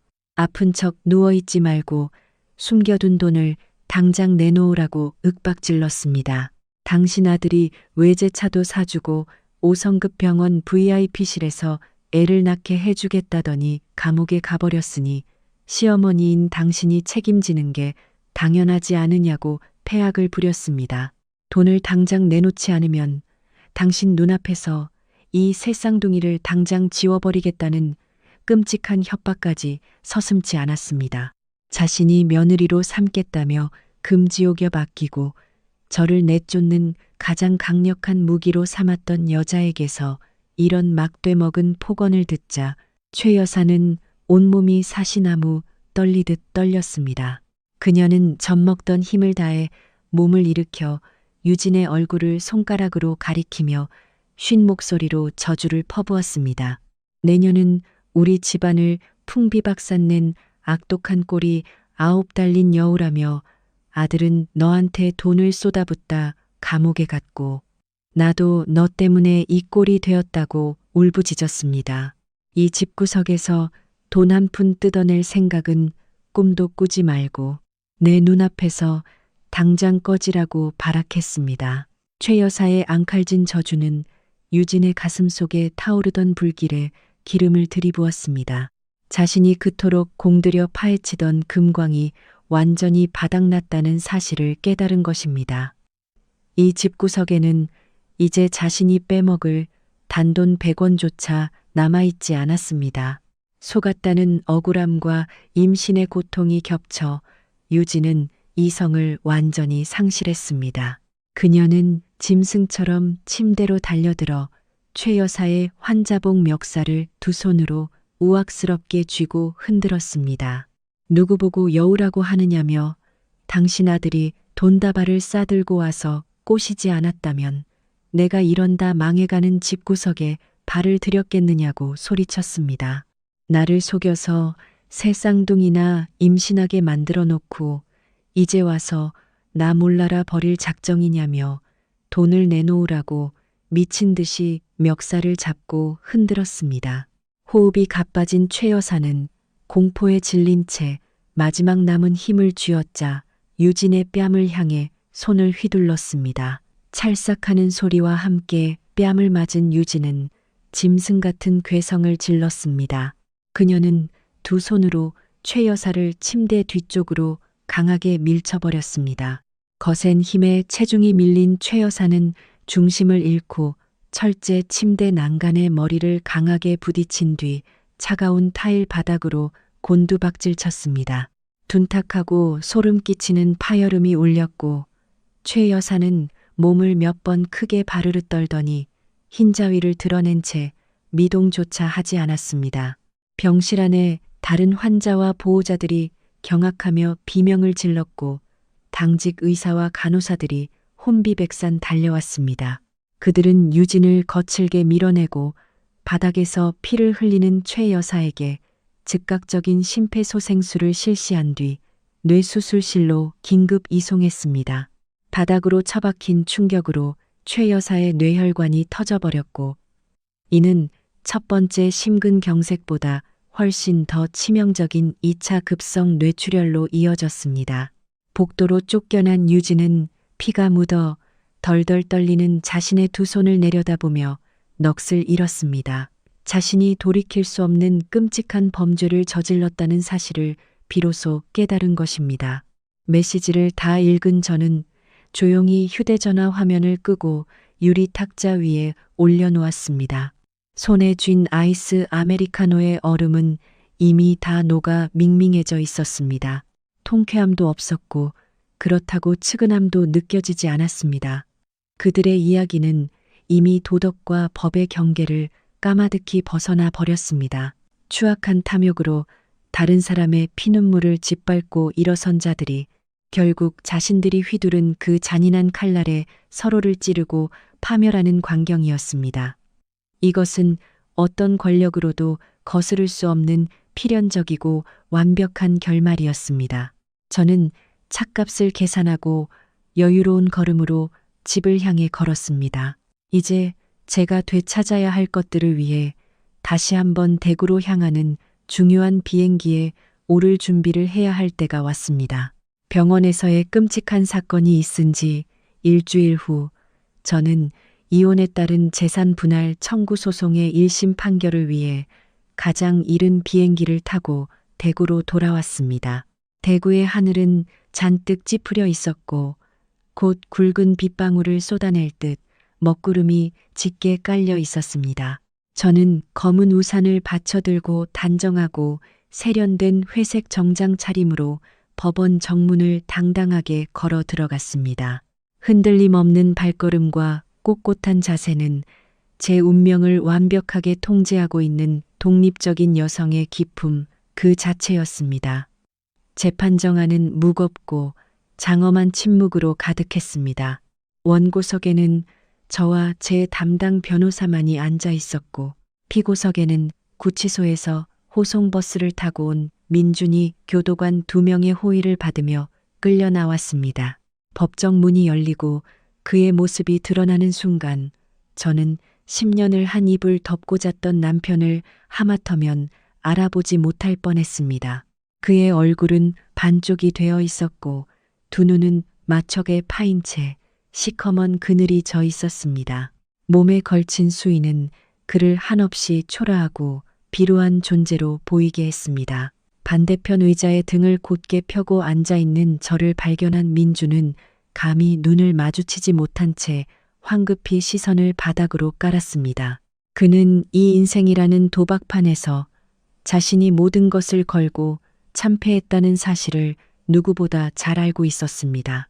판사는 제출된 증거 자료들을 읊어내려가며 재판을 시작했습니다. 제 변호사는 조목조목 재산 형성 기여도와 은닉 자금 목록을 짚어나갔습니다. 은행 거래 내역서, 부동산 매매 계약서, 세금 계산서, 그리고 블랙박스 영상과 녹취록 등 산더미 같은 증거들이 법정에 제출되었습니다. 모든 증거가 단 하나의 반박, 불가능한 진실을 가리키고 있었습니다. 민주는 회사 대표라는 직위를 악용해 부부 공동 재산을 빼돌렸고 그 돈으로 30억 원짜리 최고급 주상복합 아파트를 몰래 매입해 내연녀 유진의 명의로 돌려놓았습니다. 또한 저와의 이혼 과정에서 제가 마땅히 받아야 할 권리를 짓밟기 위해 수십억 원의 현금을 차명 계좌로 빼돌리려 한 정황까지 완벽하게 입증되었습니다. 철옹성 같은 증거들 앞에서 법선임된 민준의 국선 변호사는 어떤 변론도 내놓지 못한 채 무력하게 고개를 숙였습니다. 재판장이 민준에게 마지막 발언 기회를 주었지만 그는 기어들어가는 목소리로 자신의 모든 혐의를 인정한다고 중얼거릴 뿐이었습니다. 핏대 세우는 공방이나 치열한 법리 논쟁 따위는 필요조차 없었습니다. 진실이 너무도 명백했기에 재판은 예상보다 훨씬 일찍 마무리되었습니다. 1시간의 휴정 후 판사는 엄숙한 목소리로 판결문을 낭독했습니다. 법원은 저와 민준의 이혼을 확정 지었습니다. 재산 분할에 관해서는 민준이 혼인 중 공동재산을 고의로 은닉하고 은폐하려 했으며 부부간의 정조 의무를 심각하게 훼손한 점을 무겁게 물어남은 합법적 자산의 절대 다수를 저에게 귀속시켰습니다. 특히 유진의 명의로 되어 있던 30억 원짜리 고급 아파트에 대해서 재판부는 그것이 민준이 부부 공동재산에서 불법적으로 횡령한 자금으로 취득한 것임을 명확히 인정했습니다. 따라서 유진의 소유권 등기를 말소하고 해당 부동산의 모든 권리를 저의 피해를 보상하는 차원에서 제 명의로 환원하라고 선고했습니다. 재판장의 낭독이 끝나고 청명하게 울려 퍼진 법봉 소리는 저와 그 집안 사이에 얽혀있던 모든 지독한 악연의 고리를 끊어내는 해방의 종소리였습니다. 다시 수갑을 차고 호송차로 끌려가던 민주는 극도의 회한이 담긴 눈동자로 저를 뒤돌아보았습니다. 하지만 저는 그저 아무런 감정의 동요도 없는 서늘한 눈빛으로 그를 응시할 뿐이었습니다. 눈물 콧물 흘리며 후회하기엔 이미 너무 늦은 시간이었습니다. 판결문이 법적 효력을 발휘한 바로 그날 오후 저는 변호사들과 집행관들을 대동하고 곧장 유진이 숨어있는 최고급 주상복합 아파트로 향했습니다. 묵직한 원목 현관문이 쾅쾅 울렸고 잠시 후 배를 감싸준 유진이 뒤뚱거리며 문을 열었습니다. 저와 집행관들의 얼굴을 확인한 그녀의 안색은 잿빛으로 변했습니다. 그녀는 남산만 한 배를 무기 삼아 또다시 동네가 떠나가라 악을 쓰며 들어놓을 심산이었습니다. 그러나 집행관이 엄격한 목소리로 법원의 강제 퇴거 및 재산 압류 결정문을 읽어내리며 당장 개인 집만 챙겨서 집을 비우라고 명령하자 유진은 그 자리에 주저앉아 완전히 무너져 내렸습니다. 그녀는 바닥을 기어와 제 바지가랑이를 붙잡고 눈물을 뚝뚝 흘리며 살려달라고 애원했습니다. 당장 갈 곳도 없고 수중엔 돈 한 푼 없는데 뱃속에 아이들이 곧 나올 것 같다며 며칠만이라도 머물게 해달라고 빌고 또 빌었습니다. 하지만 저는 한 걸음 뒤로 물러서며 그녀의 더러운 손길을 피했습니다. 그리고 용역 직원들에게 냉정하게 지시해 그녀의 옷가지와 가방들을 모조리 문 밖으로 끌어내게 했습니다. 병실에 누워있던 노인을 밀쳐 뇌출혈로 쓰러지게 만든 악마, 다른 여자의 가정을 파탄내고 피땀 어린 재산을 날름 삼키려 했던 도둑에게 베풀 자비는 제게 단 한 톨도 남아있지 않았습니다. 벌건 대낮에 고급 아파트 복도에서 수치스럽게 쫓겨난 유진은 잡동사니가 담긴 가방 몇 개를 끌어안고 길바닥으로 나앉아야 했습니다. 굳게 닫힌 아파트의 도어락 소리와 함께 저는 제 정당한 권리를 모두 되찾고 과거의 끔찍한 오물들을 완벽하게 치워냈습니다. 백주대낮에 고급 아파트에서 비참하게 쫓겨난 충격은 유진의 불안정한 심신에 치명타를 가했습니다. 구겨진 쇼핑백 몇 개를 양손에 든 채 한 푼의 돈도 없이 대구 시내를 방황하던 그녀는 극도의 공포에 휩싸였습니다. 민준이 쥐어주었던 블랙카드는 정지된 지 오래였습니다. 그녀는 예전에 클럽에서 자신에게 추파를 던지던 남자들에게 급히 전화를 돌려보았지만 그녀가 빈털터리가 되었고 심지어 새 쌍둥이까지 임신했다는 소문을 들은 남자들은 하나같이 전화를 끊고 수신 거부를 해버렸습니다. 절망감과 육체적 피로가 한꺼번에 몰려오자 자궁수축이 칼로 찌르듯 들이닥쳤습니다. 유진은 길가에 쓰러졌고 비싼 임산부용 원피스 아래로 검붉은 피가 흥건하게 배어나오기 시작했습니다. 이를 발견한 선량한 시민들이 기겁하며 119를 불렀고 그녀는 지역에 있는 한 공공산부인과 응급실로 실려갔습니다. 그녀가 그토록 요구했던 5성급 호텔 수준의 VIP 병원과는 거리가 먼 환자들로 북적이고 정신없는 곳이었습니다. 검사 결과 태아들의 심장 박동이 위험 수준으로 떨어지는 것이 확인되자 당직 의사는 임신 7개월 차임에도 불구하고 응급 제왕절개 수술을 강행할 수밖에 없었습니다.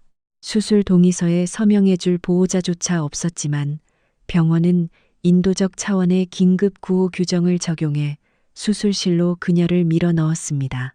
피말리는 2시간의 수술 끝에 3명의 작은 생명이 세상의 빛을 보았습니다. 남자아이 2과 여자아이 1였습니다.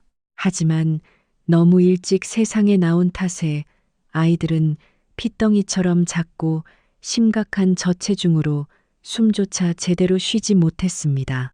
의료진은 즉각 아이들을 신생아 집중치료실로 옮겨 엄청난 비용이 드는 인큐베이터와 인공호흡기를 연결해야만 했습니다. 마취에서 깨어난 유진은 살이 찢어지는 듯한 수술 부위의 고통에 몸부림쳤습니다. 북적이는 회복실의 좁은 철제 침대에 홀로 누운 그녀 곁에는 남편의 지극정성을 받는 다른 산모들 뿐이었습니다. 지독한 외로움과 머리 위로 쏟아질 거대한 병원비의 공포에 짓눌린 유진은 짐승처럼 꺽꺽거리며 눈물만 흘렸습니다. 다음 날 아침 굳은 표정의 소아과 전문의가 두꺼운 진료 기록부를 들고 회복실로 들어왔습니다. 의사는 유진의 이름을 부르며 미숙아들에게 수혈을 해야 할지도 모르니 직계 가족의 인적 사항을 서둘러 달라고 요구했습니다. 그러다 의사는 기록부를 넘겨보며 고개를 갸우뚱거리더니 안경을 치켜 올렸습니다. 유진 산모님, 의사가 조심스러우면서도 의아한 목소리로 물었습니다. 과거 개인 병원의 진료 기록을 보면 남편분의 혈액형은 A형이고 산모님은 B형으로 등록되어 있네요. 태어난 2 남자아이는 AB형과 B형으로 유전 법칙상 전혀 문제가 없습니다. 그런데 방금 혈액 검사 결과에서 막내 여자아이가 O형으로 나왔습니다. 예전에 적어내신 남편분의 혈액형이 확실히 맞습니까? 그 말을 듣는 순간 유진의 얼굴은 핏기가 가시며 시체처럼 창백해졌습니다. 의학 지식이 부족한 그녀라 할지라도 의사의 질문은 그녀가 필사적으로 무덤 속까지 숨기려 했던 가장 끔찍한 비밀의 뇌관을 건드리고 말았습니다. 작년 초 민준이 장기 해외 출장을 떠났을 때였습니다. 타고난 방탕함을 이기지 못했던 유진은 외로움을 핑계로 클럽에서 알게 된 질 나쁜 건달 태수와 은밀한 관계를 맺었습니다. 민준이 사준 그 고급 아파트 침대 위에서 파렴치한 짓을 벌였던 것입니다. 훗날 새 쌍둥이를 임신했다는 사실을 알았을 때 그녀는 이 아이들이 돈 많은 민준의 씨인지 아니면 가난한 양아치의 씨인지 알 길이 없어 미칠 듯이 불안했습니다. 하지만 장손에 목말라 하던 민준의 재력을 손에 쥐기 위해 그녀는 2 눈 딱 감고 민준의 핏줄이라고 우기며 호화로운 사모님 자리를 꿰찰 도박을 벌였던 것입니다.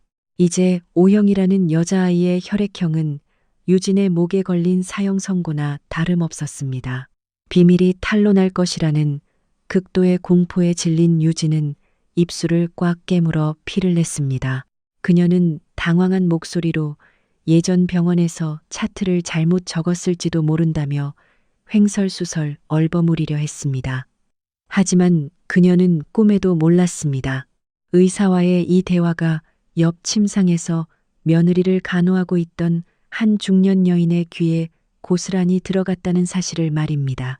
하필이면 그 여인은 최 여사의 먼 친척 언니였고 최근 민준의 집안에서 벌어진 희대의 불륜 스캔들을 누구보다 흥미진진하게 관전하던 사람이었습니다. 눈먼 사랑이라는 껍데기 아래 숨겨져 있던 역겨운 비밀이 쩍쩍 갈라지며 거짓된 세상의 마지막 숨통을 끊어놓을 거대한 지진이 시작되고 있었습니다. 새 쌍둥이의 수상한 혈액형에 대한 소문은 아줌마들의 단체 채팅방과 전화 통화를 타고 광속으로 퍼져나갔습니다.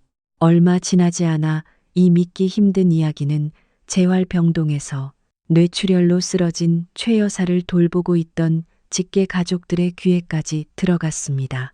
유진이 밀치는 바람에 머리를 심하게 부딪힌 최 여사는 현재 왼쪽 몸이 완전히 마비되었고 입이 돌아가 말 한마디 제대로 하지 못하는 처참한 신세였습니다. 은행에 묶여있는 2억 원의 예금은 그녀가 의사표현을 제대로 하지 못하는 탓에 위임장 처리조차 불가능해 영영 꺼낼 수 없는 그림의 떡이 되어버렸습니다. 그녀는 푼돈을 모아 병원비를 보태주는 친척들의 적선에 기대어 하루하루 생명만 연장하고 있었습니다. 문병을 온 친척 언니가 막내 여자아이의 O형 혈액형 이야기를 꺼내자 최 여사의 두 눈은 튀어나올 듯이 커졌습니다. 평생 산전수전 다 겪은 늙은 여우의 직감이 자신들이 저 요물 같은 내연녀의 완벽한 사기극에 놀아났음을 뼈저리게 경고하고 있었습니다. 억장이 무너지고 피를 토할 듯한 분노가 치밀어 오르자 그녀는 마비되지 않은 오른손으로 매트리스를 미친 듯이 내리쳤습니다. 짐승의 울음소리 같은 으어하는 괴성을 지르며 눈짓과 손짓을 섞어 자신의 친동생인 민준의 외삼촌에게 당장 진실을 확인하라고 명령했습니다. 평소에도 유진을 못마땅하게 여겼던 외삼촌은 곧바로 병원 신생아실로 달려가 한 간호사에게 적지 않은 돈을 찔러 주었습니다. 그는 아이들의 얇은 머리카락과 모낭을 은밀히 빼돌려 집안 화장실 빗에 남아있던 민준의 머리카락과 함께 서울에서 가장 신뢰받는 사설 유전자 감식센터로 특급 우편을 보냈습니다. 48시간 이내에 결과가 나오는 초고속 VIP 서비스였습니다. 결과를 기다리는 이틀은 최 여사 집안 사람들에게 능지처참을 당하는 듯한 지옥의 시간이었습니다. 마침내 감식센터의 로고가 찍힌 하얀색 봉투가 병실로 배달되었습니다. 외삼촌은 침상에 누운 최 여사의 눈앞에서 떨리는 손으로 봉투를 뜯었습니다. 종이 위에는 잔인할 정도로 명확하고 날카로운 글씨들이 인쇄되어 있었습니다. 분석 결과 친부로 추정되는 민준과 두 남자아이는 유전자 배열이 일치하여 생물학적 부자 관계가 성립함이 확인되었습니다. 그러나 막내 여자아이의 유전자에서는 어떤 일치점도 발견되지 않았습니다. 결과지의 맨 아랫부분에는 붉은색 굵은 글씨로 민준은 여자아이의 생물학적 친부가 아님이라는 문구가 선명하게 찍혀 있었습니다. 감정선을 뚫어져라 바라보던 최 여사의 동공이 걷잡을 수 없이 흔들렸습니다. 가문을 빛낼 세 명의 장손이라 굳게 믿고 하늘이 두 쪽 나도 조강지처를 쫓아내며 지키려 했던 그 알량한 희망이 세상에서 가장 역겹고 수치스러운 오물로 변해버렸습니다. 유진은 민준의 쌍둥이를 베는 동시에 같은 배란 주기에 뒷골목 양아치의 시까지 함께 받아들인 기막힌 짓거리를 저지른 것입니다. 의학계에서도 드물다는 이 기괴한 현상은 최 여사가 금지옥엽 떠받들던 유진의 문란하고 천박한 밑바닥을 완벽하게 까발렸습니다. 모든 것이 완전히 무너졌습니다. 겨우 안정을 찾아가던 최 여사의 혈압은 극도의 충격으로 다시 한계치를 돌파했습니다. 그녀는 독화살을 맞은 들짐승처럼 기괴하고 처절한 비명을 지르며 입에 거품을 물고 온몸을 덜덜 떨며 발작을 일으켰습니다. 완벽한 가정을 꾸려 대를 잇겠다는 그녀의 맹목적인 탐욕은 산산이 조각나 가장 날카로운 유리파편이 되어 그녀 자신의 심장에 깊숙이 박혔습니다. 한편 대구구치소의 차갑고 축축한 독방에 갇혀있던 민준에게도 외삼촌이 우편으로 보낸 유전자 검사 결과지 사본이 전달되었습니다. 자기가 양아치의 씨를 품은 뻐꾸기 둥지가 되어주기 위해 10년의 찬란한 사업과 조강지처를 헌신짝처럼 버리고 교도소에 갇혔다는 끔찍한 진실을 목도한 순간 민주는 완전히 실성해버렸습니다. 그는 피를 토하듯 절규하며 결과지를 갈기갈기 찢어 감방 구석에 집어 던졌습니다. 좁은 시멘트 벽을 뚫고 나가는 배신당한 짐승의 처절한 울부짖음은 구치소 전체를 울렸지만 그 누구도 그에게 동정의 눈빛을 보내지 않았습니다. 양심과 인과응보의 재판관은 그들의 가족에게 가장 공정하고 잔혹하며 한치의 자비도 없는 형벌을 내리고 있었습니다. 대구구치소는 철조망이 겹겹이 처진 높은 담장 뒤로 음산하게 자리 잡고 있었습니다. 좁고 습한 감방 안은 퀴퀴한 곰팡이 냄새와 소독약 냄새로 진동했습니다. 민주는 이곳에서 인생의 가장 밑바닥을 경험하고 있었습니다. 최고급 세단을 몰고 비싼 오마카세를 즐기며 굽실거리는 직원들에게 둘러싸여 있던 젊은 사장님은 이제 수임번호가 적힌 칙칙한 수의를 입은 채 모든 자유를 박탈당한 죄수에 불과했습니다. 하루하루가 100년처럼 길었고 딱딱한 시멘트 바닥에서 선잠을 자며 매일 밤 자신의 심장을 갉아먹는 죄책감과 마주해야 했습니다. 비가 올 듯 우중충했던 어느 아침, 쇠창살 복도를 걷던 교도관이 민준의 감방 앞에 멈춰 섰습니다. 열쇠가 철컥거리는 소리와 함께 검열 도장이 찍힌 하얀 봉투 하나가 작은 배식구 안으로 들어왔습니다. 보낸 사람의 이름에는 외삼촌의 이름이 적혀 있었습니다. 회사가 망하고 어머니가 쓰러진 뒤로 가족에게서 온 첫 소식이었습니다. 민준의 떨리는 손이 봉투를 잡았습니다. 그의 마음속에는 어머니가 위기를 넘겼거나 아니면 최소한 자신의 장손들이라도 무사히 태어나 대를 이을 수 있게 되었다는 신락 같은 희망이 자리 잡고 있었습니다. 조심스럽게 봉투를 뜯고 4번 접힌 종이를 빼냈습니다. 그것은 안부를 묻는 편지가 아니라 서울의 유명 감식센터에서 날아온 유전자 검사 결과지였습니다. 푹 팬 민준의 눈동자가 건조한 전문 용어들을 빠르게 훑어 내려갔습니다. 페이지 맨 아래 붉고 굵은 글씨로 인쇄된 결론을 읽는 순간 민준의 심장은 흉곽을 뚫고 나올 듯 요동쳤습니다.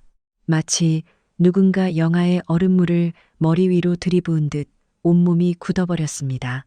자신과 막내 여자아이는 생물학적으로 아무런 연관이 없다는 명확한 문장, 자신은 A형, 유진은 B형인데 아이는 태수의 핏줄임을 증명하는 O형이라는 기막힌 사실. 이 잔인한 현실이 거대한 망치가 되어 민준의 뒤통수를 가격했습니다. 그제야 과거의 파편들이 뇌리를 스쳤습니다. 유진의 호화로운 아파트를 마련해주고 며칠씩 출장을 떠나 있던 날들, 예고 없이 찾아갈 때마다 당황하던 유진의 눈빛과 어색한 태도, 오빠, 자기야 하며 콧소리를 내던 그 청순한 얼굴 뒤에 사실은 자신을 돈줄로만 여기며 다른 놈의 씨를 가리기 위해 호구짓을 시킨 추악한 진실이 숨어 있었습니다. 한 번의 임신으로 서로 다른 두 남자의 아이를 배다니 이것은 자신이 횡령범으로 감옥에 들어온 것보다 수만 배는 더 끔찍하고 굴욕적인 지옥이었습니다. 민주는 차가운 시멘트 바닥에 무릎을 꿇었습니다. 종이 쪼가리는 바닥에 힘없이 떨어졌습니다. 머릿속이 수천 마리의 벌떼가 날아다니는 것처럼 웅웅거렸습니다. 10년간 맨바닥에서 함께 땀 흘려 회사를 키운 헌신적이고 지혜로운 아내를 버렸습니다. 자신을 끔찍이 아끼던 늙은 어머니를 뇌출혈로 병상에 눕혔습니다. 전 재산을 날리고 횡령범이라는 낙인이 찍힌 채 쇠창살 안에 갇혔습니다. 이 모든 미친 짓거리가 결국 길거리 양아치의 핏줄을 보호하고 키워주기 위한 헛수고였다니. 아, 민준의 목구멍에서 터져나온 피 맺힌 절규가 구치소의 정막을 찢어버렸습니다. 그것은 완벽하게 배신당하고 조롱당한 수컷의 울부짖음이자 인생의 밑바닥에 처박힌 자의 단말마였습니다. 그는 머리를 쥐어뜯고 피가 나도록 주먹으로 시멘트 바닥을 내리쳤습니다. 뒤늦은 후회의 해일이 걷잡을 수 없이 밀려와 남은 이성마저 집어삼켰습니다. 극도의 광기에 사로잡힌 민주는 자리에서 벌떡 일어나 두꺼운 감방벽을 향해 전속력으로 머리를 들이박았습니다. 이렇게 멍청하고 더러운 자신의 목숨을 당장 끊어버리고 싶었습니다. 하지만 이마가 벽에 부딪혀 붉은 피가 튀는 순간 철문이 열리며 쿵 소리에 놀라 달려온 교도관 2명이 들이닥쳤습니다. 그들은 민준을 바닥에 짓누르며 추가적인 자해를 막았습니다. 민준은 허공을 향해 팔다리를 허우적거리며 저항했지만 부질없는 짓이었습니다. 얼굴에 튄 붉은 피와 뜨거운 눈물이 뒤섞여 흘러내렸습니다. 바닥에 얼굴을 처박힌 그는 장난감을 빼앗긴 아이처럼 엉엉 소리내어 통곡했습니다. 민준에게 살아있다는 것은 죽음보다 더 잔혹한 형벌이었습니다. 목숨을 부지한다는 것은 이 수치스러운 진실과 양심의 가책을 안고 앞으로 남은 길고 긴 수감 생활의 매일 밤을 뜬 눈으로 지새워야 한다는 것을 의미했기 때문입니다. 햇살과 바람이 눈부신 제주도에서 저는 철저하게 과거와 단절된 평화로운 삶을 지켜나가고 있었습니다. 하지만 고향에서 불어오는 악의적인 헛소문들은 어떻게든 제 삶의 울타리를 넘보려 했습니다. 어느 날 오후 바닷가 리조트 프로젝트의 시공 일정을 점검하던 중 대구에 사는 먼 친척 아주머니로부터 전화가 걸려왔습니다. 아주머니는 잔뜩 상기된 목소리로 대구 바닥에 파다하게 퍼진 기막힌 소문들을 전해주었습니다. 제가 남편의 사업이 기우는 것을 보고 계획적으로 덫을 놓아 재산을 모두 빼돌린 뒤 제주도로 도망쳤으며 남편은 감옥에 가고 시어머니는 병원에 버려졌다는 잔인한 소문이었습니다. 심지어 제가 질투에 눈이 멀어 사람을 시켜 가짜 유전자 감식 결과를 만들어내 유진 모자를 모함했다는 어처구니 없는 소설까지 돌아다니고 있었습니다. 독사 같은 헛소문들을 들으며 저는 미간을 찌푸렸습니다. 제가 지난 시간 동안 침묵하고 인내한 것을 틈타 기회주의자들이 진실을 왜곡하고 있음을 깨달았습니다. 궁지에 몰린 유진이 최후의 발악으로 피해자 코스프레를 하며 동정 여론을 조장해 자신의 알량한 체면을 챙기려 한 수작이 분명했습니다. 이대로 침묵한다면 그들이 씌운 악처라는 주홍 글씨가 평생 저를 따라다니며 제가 새롭게 개척하고 있는 사업과 삶의 신뢰도를 갉아먹을 것이 뻔했습니다. 진실을 세상에 폭로하는 것은 찌질한 복수가 아니라 제 10년의 헌신과 명예를 되찾기 위한 정당하고도 필수적인 자기방어였습니다. 그날 밤 저는 고요한 서재에 앉아 제 익숙한 노트북을 열었습니다. 대구의 수많은 거래처, 친척, 지인들과 연결된 제 개인 SNS 계정에 접속했습니다. 키보드 위를 날아다니는 제 손가락은 어느 때보다 또렷하고 날카로운 문장들을 만들어냈습니다. 이제 모든 진실을 단 한 번에 영원히 끝내버릴 작정이었습니다. 제 게시물에는 어떤 상스러운 비난도, 감정에 호소하는 눈물 섞인 하소연도 없었습니다. 오직 사건의 흐름을 시간순으로 나열하고 반박할 수 없는 물증을 첨부한 차가운 팩트뿐이었습니다.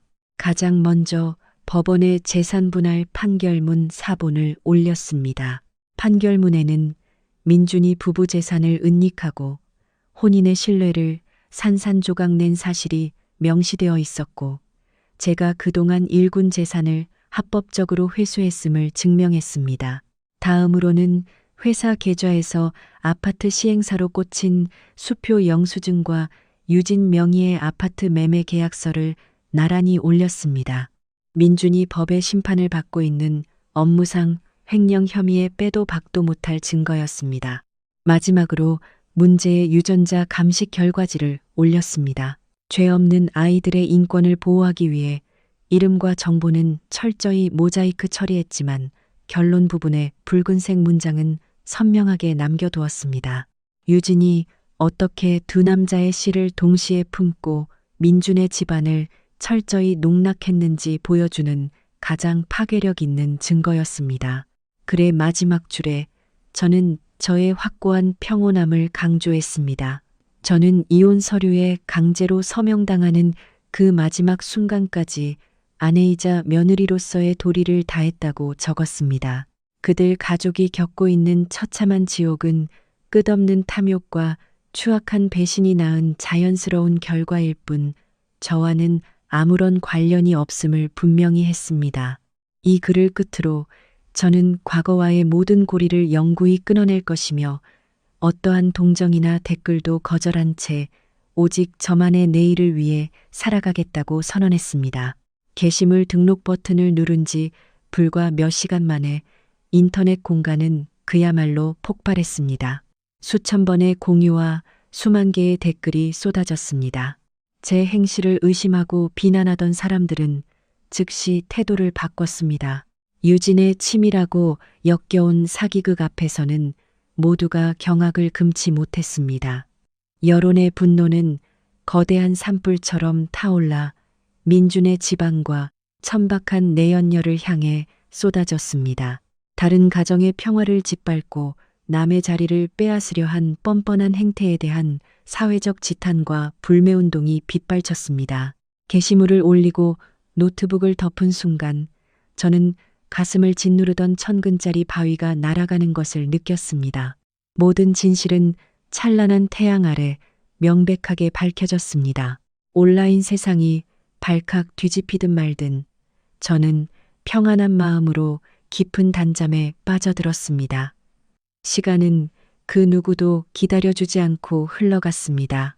제가 진실을 만천하에 공개한 지 석 달이 지난 무렵 대구지방법원에서는 민준의 횡령 및 배임 혐의에 대한 형사 재판이 열렸습니다. 대구의 지인들이 전해준 바에 따르면 재판은 싱거울 정도로 신속하게 끝이 났습니다. 서류 위조, 직권 남용, 그리고 수십억 원에 달하는 회사 공금을 사적 용도로 탕진한 명백한 물증들 앞에서는 변명의 여지가 없었습니다. 흑자이던 건실한 회사를 파산으로 몰고 간 죄질은 극도로 불량했습니다. 아무도 그를 위해 보석금을 내어주거나 탄원서를 써주지 않았습니다. 시아버지와 뜻을 함께했던 오랜 동료 주주들이 쏘아보는 차가운 눈빛 속에서 민주는 홀로 피고인석에 서서 깊은 회한의 눈물을 흘리며 고개를 숙일 뿐이었습니다. 재판장은 특정 경제범죄 가중처벌 등에 관한 법률 위반 혐의를 인정하여 그에게 징역 8년의 중형을 선고했습니다.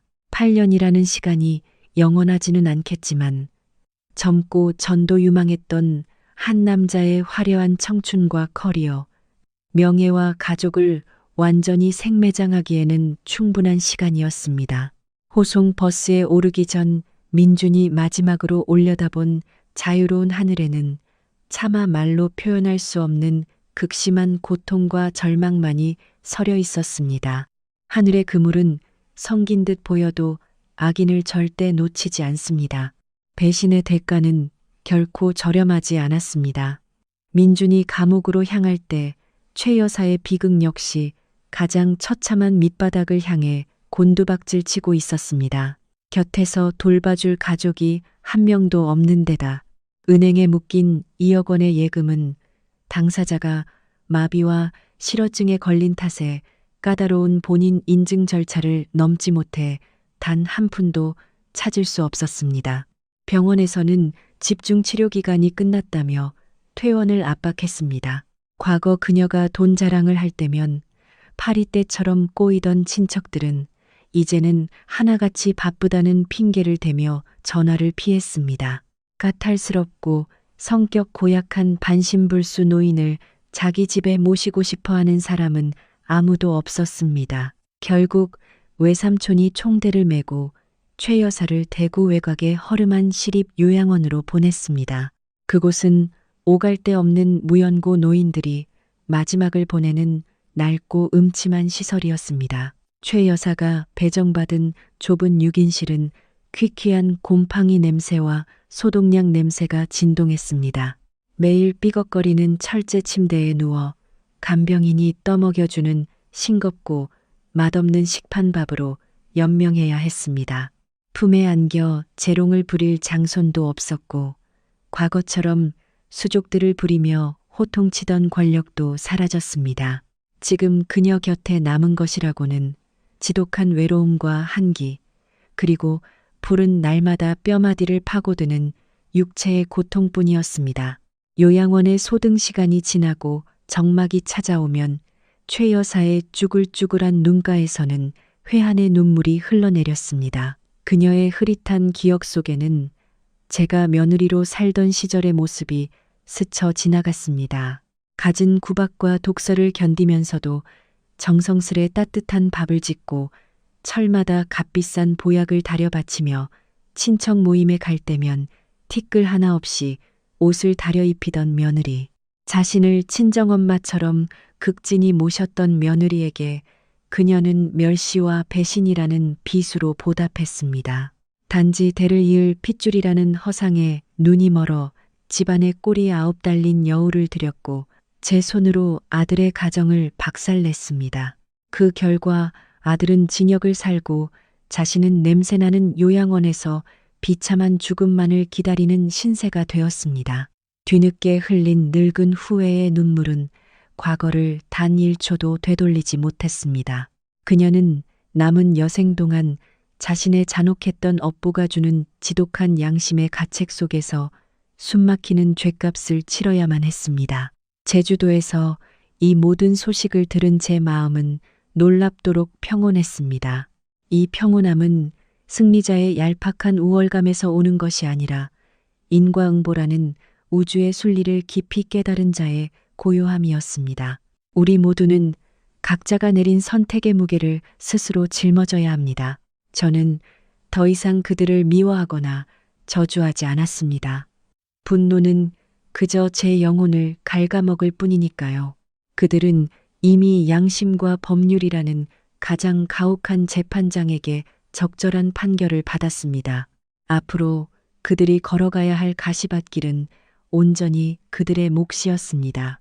저는 조용히 두 손을 모으고 눈을 감은 채 그들이 다가올 길고 긴 폭풍 같은 세월 속에서 참된 반성을 통해 현생의 지독한 업보를 씻어낼 수 있기를 아주 작게나마 기도했습니다.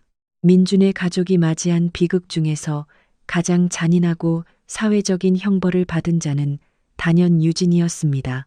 화려한 명품을 두르고 외제차를 몰던 아가씨는 이제 밑바닥 중에 밑바닥으로 추락했습니다. 병원비가 체납되어 쫓겨나듯 퇴원 수속을 밟아야 했을 때 민준의 핏줄로 확인된 두 남자아이는 치료비 부담을 견디지 못한 시댁 친척들에 의해 억지로 고아원으로 보내졌습니다. 유진의 품에 남겨진 것은 오직 태수의 핏줄인 병약한 미수가 딸아이 하나뿐이었고 그 양아치는 이미 그녀의 소식을 듣자마자 전화번호를 바꾸고 잠적해 버렸습니다. 퇴원 후 유진은 마지막 남은 귀금속을 헐값에 처분해 얻은 돈으로 다 쓰러져가는 낡은 여관방에 몸을 뉘었습니다. 하지만 세상의 시선은 날카롭고 무자비했습니다. 제가 SNS에 올린 폭로글은 대구 시내 구석구석 사람들의 스마트폰마다 퍼져 있었습니다. 의리가 강하고 불륜을 죄악시하는 보수적인 동네 분위기 속에서 그녀가 숨을 곳은 없었습니다. 여관 주인 할머니는 남편의 바람기로 딸이 피눈물 흘리는 것을 본 적이 있는 사람이었습니다. 유진의 얼굴을 알아본 주인 할머니는 불같이 화를 내며 그녀의 짐가방을 골목 밖으로 내동댕이 쳤습니다. 남의 가정 파탄내고 사생 하나 낳은 더러운 여자를 내 여관에 들일 수 없다며 행여나 다른 선량한 투숙객들에게 재수 없는 기운이 옮기 전에 당장 꺼지라고 욕설을 퍼부었습니다. 골목에 몰려든 동네 사람들의 경멸 섞인 시선과 손가락질 속에서 유진은 감히 변명 한마디 하지 못했습니다.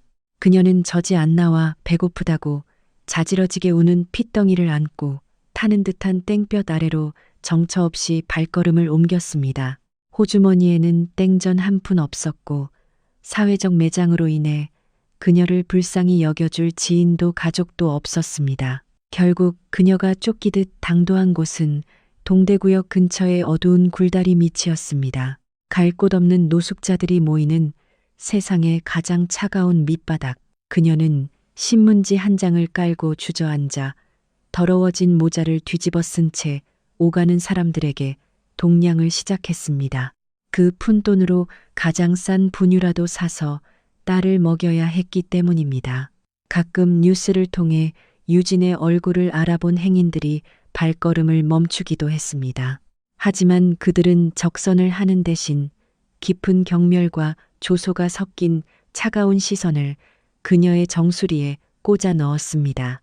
산발한 머리에 창국물이 흐르는 옷을 입은 지금의 유진에게서 과거의 당돌하고 거만하던 비서의 흔적은 찾아볼 수 없었습니다. 푹푹 찌는 폭염과 지독한 가난 속에서 아이는 쉴 새 없이 울어댔고 그 울음소리는 어미의 가슴을 후벼 파는 날카로운 송곳이 되었습니다. 바쁘게 지나가는 사람들의 발걸음을 바라보며 유진은 자신이 받은 인과응보의 무게를 뼛속 깊이 체감했습니다.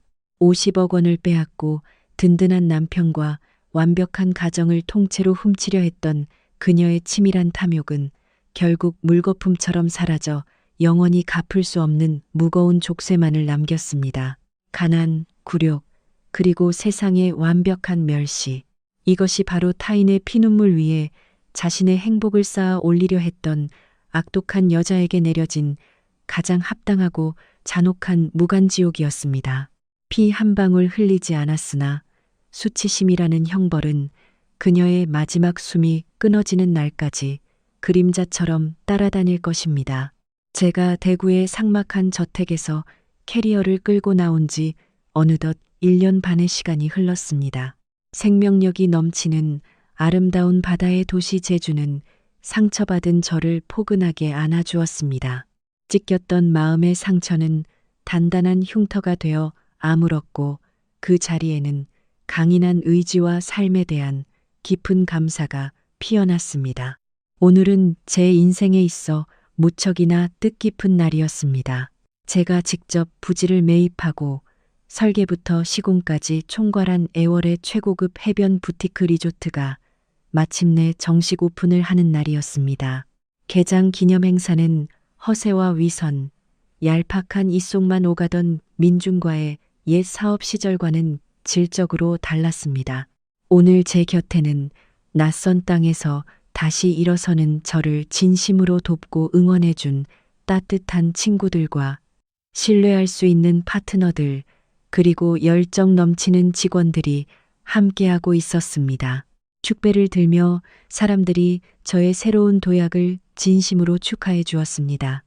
저는 환한 미소로 화답하며 저를 믿어준 모든 분들께 깊은 감사의 인사를 전했습니다.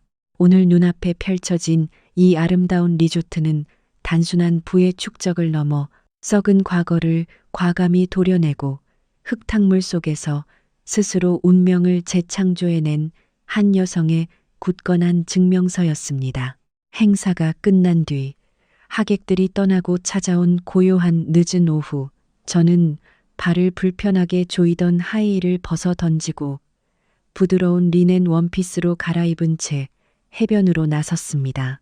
수평선 너머로 붉게 타오르며 지고 있는 석양은 온 세상을 따뜻한 황금빛으로 물들이고 있었습니다. 백사장을 다정하게 쓸어내리는 파도와 짭조름하고 시원한 바닷바람이 제 머릿결을 기분 좋게 헝클어뜨렸습니다. 폐부 깊숙이 청정한 공기를 들이마시며 대자연과 제가 온전히 하나가 되는 벅찬 감동을 느꼈습니다. 맨발로 모래 위를 거닐며 잠시 과거로 상념이 흘렀습니다. 10년에 바친 청춘, 50억 원의 모욕적인 위자료, 악랄했던 재산 은닉의 음모들, 남몰래 삼켰던 눈물과 결국 승리했던 법정의 판결. 이제 와서 돌아보니 그 모든 치열했던 순간들이 마치 하늘을 흘러가는 뜬구름처럼 한없이 가볍게 느껴졌습니다. 문득 제 자신이 너무나도 많이 변했음을 깨달았습니다. 심장을 짓누르던 깊은 원망도 배신당한 자의 억울함도 더 이상 남아있지 않았습니다. 저는 진정으로 용서하는 법을 배웠습니다. 그 용서는 그들의 파렴치한 죄를 덮어주는 것이 아니라 제 스스로 영혼을 결박하고 있던 분노의 사슬을 끊어버리는 가장 위대한 해방이었습니다. 최 여사와 민준 그리고 유진이 제 인생에 들이닥친 것은 신이 내린 저주가 아니라 제가 진짜 제 자신으로 살아가기 위해 반드시 거쳐야만 했던 값비싼 수업이었습니다. 그들의 잔인함 덕분에 저는 제 안에 숨겨진 무한한 강인함을 발견했습니다.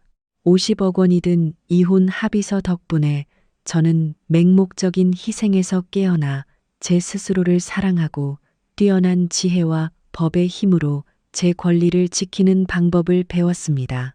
그들은 저의 눈먼 10년의 껍데기 결혼 생활을 앗아갔지만 그 대가로 무엇과도 바꿀 수 없는 눈부시고 무한한 자유의 하늘을 되돌려 주었습니다. 땅거미가 지고 해안가 카페와 식당들에 하나둘 따뜻한 불빛이 켜지기 시작했습니다. 저는 걸음을 멈추고 아득히 먼 수평선을 바라보았습니다. 입가에 부드럽고 평온한 미소가 번졌습니다. 대구에 남겨진 그 끔찍한 배신과 복수의 이야기는 시간의 먼지 아래로 영원히 묻혔습니다. 내일 아침 찬란한 태양이 다시 떠오르면 생명력 넘치는 햇살이 세상을 비추며 또 다른 희망찬 하루가 시작될 것입니다. 그리고 서연이라는 이름을 가진 저라는 여자는 앞으로도 제가 선택한 이 길 위를 그 누구보다 당당하고 자유로우며 눈부시게 걸어갈 것입니다.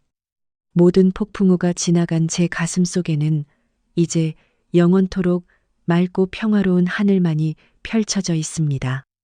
청취자 여러분, 극적인 굴곡을 거쳐 마침내 평화를 찾은 서연의 이야기를 마무리하며 우리 모두는 인생의 이치와 인과응보라는 무거운 진리에 대해 다시 한번 깊이 생각해 보게 됩니다.